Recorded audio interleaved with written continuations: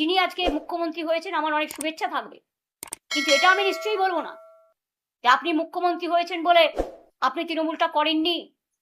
আপনিও কংগ্রেস করতেন একদিন, আপনিও নির্বাচনে অনেকবার হেরেছেন এবং আপনার জন্য আমি বারবার যেতাম আপনার কেন্দ্রে, সেটা আমার কর্তব্য ছিল, এর জন্য আমি কোনো কৃতিত্ব নিচ্ছি না।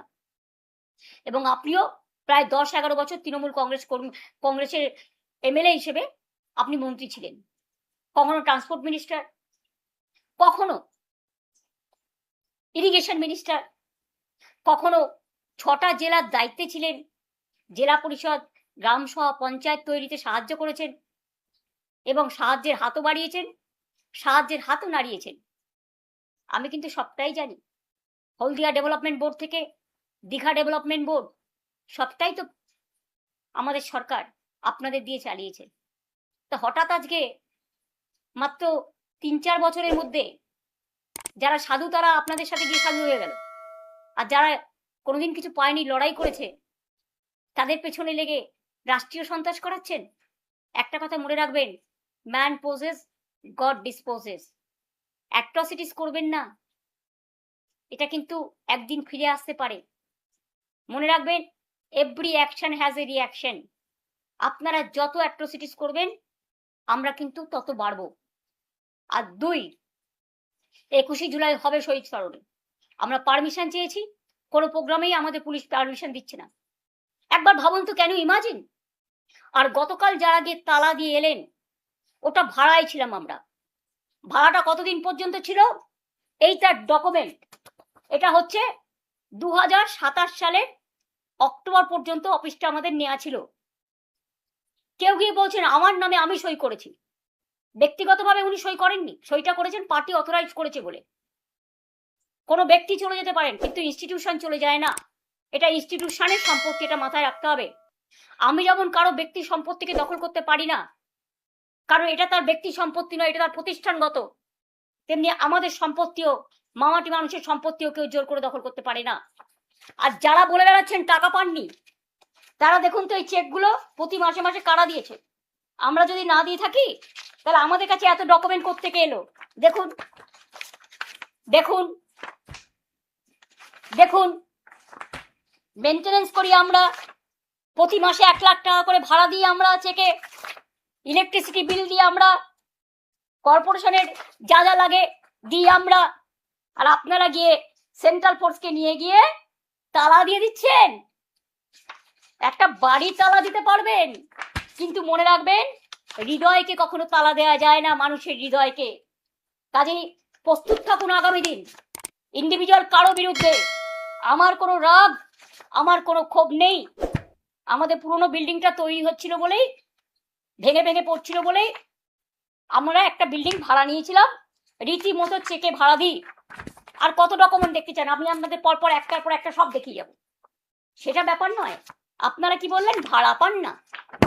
কেউ আবার বললেন আই এম অথরাইজড। অথরাইজ ছিলেন তখন, এখন নয়। এখন আপনি দল বদলু, অন্য জায়গায় গেছেন।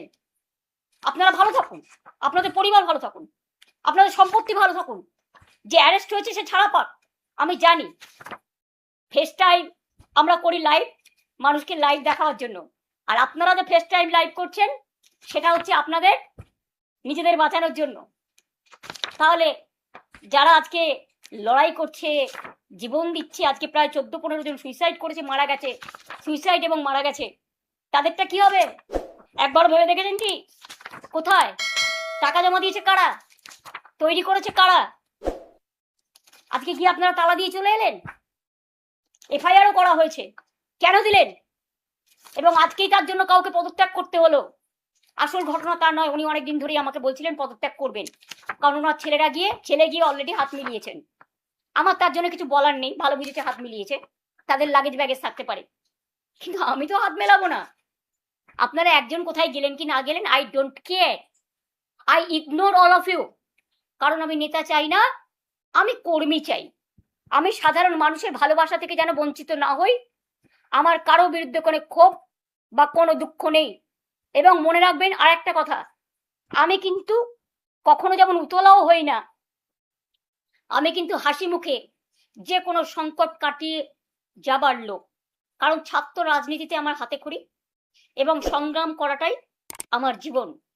সংগ্রামী লগ্নই আমার জন্ম হয়েছে, তাই সংগ্রামী লগ্ন যতদিন থাকবো ততদিন মনে রাখবেন এই সংগ্রামী লগ্ন থেকেই লড়াইটা করবো। তাই কেটে দিয়েছে শুনছি, তারা হাহাকার করছেন। স্বাস্থ্যের চিকিৎসা জানি না কোথায় গিয়ে দাঁড়িয়েছে। মিড ডে মিলে যারা রান্না করতেন, মিড ডে মিলে যারা হেল্পার হিসেবে কাজ করতেন, তারাও আজকে হাহাকার করছেন। কাজ দেওয়ার ক্ষমতা নেই, কিল মারার গোসাই। লক্ষ লক্ষ মানুষের জীবন জীবিকা আপনারা কেড়ে নিয়েছেন। এমনকি বকটুয়ের একটা পরিবার আমার কাছে এসেছিল, যাদের 4 বছর আগে আমি চাকরি করে দিয়েছিলাম, পার্মানেন্ট চাকরি, সে চাকরি পর্যন্ত আপনারা কেড়ে নিয়েছেন। আমি যাদের চাকরি দিয়েছিলাম অনেক কর্মীকে আপনারা বসিয়ে দিয়েছেন। এত প্রতিহিংসা রাজনীতি কেন? কেউ কেউ আবার মৃত্যুও কামনা করছেন। শুনেছি ফোন করে করে বলছেন কদিন আর বাঁচবে, আর আমি এখন অনেক দিন বেঁচে আছি, আর আমার পরের জেনারেশনও বাঁচবে, তারপরের জেনারেশনও বাঁচবে, তারপরের জেনারেশনও বাঁচবে। কেউ কেউ মাথা নত করতে পারে, কিন্তু কেউ আবার দলের পতাকাটাকে আঁকড়ে ধরতেও পারে। আমরা যেমন তৈরি করি, আমরা নতুন করে গড়ি। এটা আমাদের অনেক বেশি শক্তি, এবং এই মানসিক শক্তি আমরা পেয়েছি মানুষের থেকে। এই বাংলার মাটিতে দীর্ঘদিন ধরে আমি ছোট্টবেলা থেকে আমার ছাত্র রাজনীতি থেকে রাজনীতি করি। বাংলার স্বার্থে কোনোদিন বাংলা ছেড়ে আমি যাইনি। রেল থেকে শুরু করে, বাংলা থেকে শুরু করে সবকিছু আমার করা, আমার মানে মানুষের করা। আপনাদের আশীর্বাদ দোয়া পেয়েছিলাম, শুভেচ্ছা পেয়েছিলাম বলেই করেছিলাম। আগামী দিনেও করব। বিশ্বাস রাখুন, ভরসা রাখুন। বাট এটুকু জেনে রাখুন, যারা আজকে দুর্দিনে আছেন তারাই তৃণমূল কংগ্রেসের সোনার খনি। আর আপনারা যারা বেইমানি করে লাগেজ ব্যাগেজ নিয়ে বিজেপির আশ্রয় জায়গা নিয়েছেন, প্লিজ দয়া করে আর যাই করুন, মানুষের সাথে বিশ্বাসযোগ্যতা, মানুষের সাথে বিশ্বাসঘাতকতা করবেন না। নিজেদের বিশ্বাসযোগ্যতা মানুষের কাছ থেকে হারাচ্ছেন। আপনারা এই সিম্বলে জিতে এসছেন, আর আজকে বিদ্রোহী। কিসের বিদ্রোহী? ইলেকশনের আগে পর্যন্ত বিদ্রোহ ছিল না? 15 বছর আপনারা এমপি ছিলেন, এমএলএ ছিলেন, মিনিস্টার ছিলেন, সবটাই পেয়েছেন। কই আমাকে তো কখনো কিছু বলেননি। আমি তো কাউকে কোনোদিন কারো ব্যাপারে ইন্টারফেয়ারও করিনি। সাধারণ মানুষ জেনে রাখুন, এমন ঘটনাও ঘটেছে, বিজেপি অ্যারেস্ট করবে ভয়ে মধ্যরাতে আমার বাড়িতে এসছে। আমি তাকে 10 দিন আমার এখানে খাইয়ে দাইয়ে সুস্থ রেখেছি, যাতে সে কোর্টে বিচার পায়, আশ্রয় পায়। আমার কোনো রাগ বা ক্ষোভ নেই। তারা ভালো থাকুক, তাদের পরিবার ভালো থাকুক, আমি চাই। কিন্তু মনে রাখবেন, আমাদেরও একটা পরিবার আছে। স্বার্থপর পরিবার নয়, স্বার্থ ত্যাগ করার পরিবার। আজকে যারা আমাদের সাথে আছে তাদের নামে অনেক উল্টোপাল্টা বলে বেড়াচ্ছেন। 10 বার করে সিআইডি ডাকছে, সিবিআই ডাকছে, ইডি ডাকছে, বলছে वफादारी का जरूरत क्या है। अरे वफादारी का ही तो जरूरत है। আসল মানুষ তো সেই যে মানবিকতাকে সত্য বলে গ্রহণ করে। আসল মানুষ তো সেই যে দুর্যোগে লড়াই করে দাঁড়াতে পারে। আসল মানুষ তো সেই যে দুরন্ত বেগে দৌড়তে পারে। আসল মানুষ তো সেই যে পাশবিকতা নয়, মানবিকতাকে ভালোবাসে। আসল মানুষ তো সেই যে রাষ্ট্রীয় সন্ত্রাসের বিরুদ্ধে রুখে দাঁড়ায়। আজকে সবার কাছে অনুরোধ করবো, যারা রাত দিন পাহারা দিয়ে রাত জেগেছেন, অনেক ধন্যবাদ। আজকে কাউকে তো দেখতে পাচ্ছি না, কেউ প্রতিবাদ করছেন না। বাংলার মাটি তো প্রতিবাদের মাটি। বাংলার মাটি প্রতিহিংসার মাটি নয়। বাংলার সংস্কৃতিটাকে কি আমরা সবাই ভুলে গেলাম এত তাড়াতাড়ি? রবীন্দ্রনাথকে ভুলে গেলাম, নজরুলকে ভুলে গেলাম, আবুল কালাম আজাদকে ভুলে গেলাম, বাবা সাহেব আম্বেদকরকে ভুলে গেলাম, বিরসা মুন্ডাকে ভুলে গেলাম, ভগৎ সিংকে ভুলে গেলাম, নেতাজি সুভাষ চন্দ্র বোসকে ভুলে গেলাম, রামকৃষ্ণকে ভুলে গেলাম, স্বামী বিবেকানন্দকে ভুলে গেলাম। এ কি চলছে? আজকে সংবিধানের কোনো গুরুত্ব নেই। রাষ্ট্রীয় সন্ত্রাস বিচারের জায়গাটা বন্ধ হয়ে গেছে। বিশ্বকবি রবীন্দ্রনাথ ঠাকুর বলেছিলেন না, বিচারের বাণী নীরবে নিভৃতে কাঁদে। কোনো জায়গা থেকে বিচার পাওয়া যাচ্ছে না। পুলিশ এফআইআর দিচ্ছে না কোর্ট বলা সত্ত্বেও, যাকে তাকে মারছে এবং অত্যাচার করছে। পুলিশ কেউ গেলে ফোন করে বলে দিচ্ছে বিজেপিকে, বিজেপি কর্মীরা বলছে রাস্তায় রাস্তায় যে আমাদের সব জানিয়ে দেবে, এবং কি সাপ্লাই করছে যেটা বিজেপিকে দিতে হবে সেটাও করে দিচ্ছে, বলে দিচ্ছে। আরে এগুলো না করে মানুষের খাবার জিনিস মানুষকে দিন না। যে বাচ্চাদের মিড ডে মিল বন্ধ করে দিয়েছেন, ডিমটা প্রোটিন, কেউ নিরামিষ খেলে আমার কোনো আপত্তি নেই, কিন্তু গ্রামের বাচ্চারা মিড ডে মিলটার জন্য স্কুলে যায়। মনে রাখবেন, এইটার জন্য বাচ্চারা স্কুলে যায়। এবং প্রাইমারি এডুকেশনে আমরা ড্রপ আউট রেট 0 করে দিয়ে এসেছিলাম। আজকে মিড ডে মিলের কত হাজার হাজার কর্মী আছে যারা রান্না করে, যারা খাবার দাবার তৈরি করতে সাহায্য করে, পরিষ্কার করে। কত আইসিডিএস এর মা বোনেরা আছে যারা প্রেগনেন্ট মাদারদের দেখে। কত আশার কর্মীরা আছে সারাক্ষণ কাজ করে। কত সেলফ হেল্প গ্রুপ আছে যারা মিড ডে মিল চালায়। আপনাদের আইডিয়া আছে? আজকে রাস্তায় গেলে দেখি শুনছেন হকাররা ভাবছে কখন আসছে বুলডোজার।